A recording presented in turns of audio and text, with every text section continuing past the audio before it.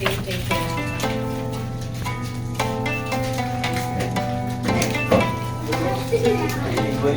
else? And remember on origami, you're gonna want really tight creases, right? So sometimes it helps to run your finger along the edge like this to make sure that we're getting all of the edges really sharp. Because the sharper you get your creases, the easier it's gonna be at the end.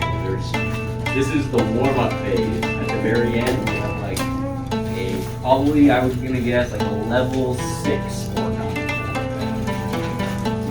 All right. All right. Hang on one second so everybody can get caught up.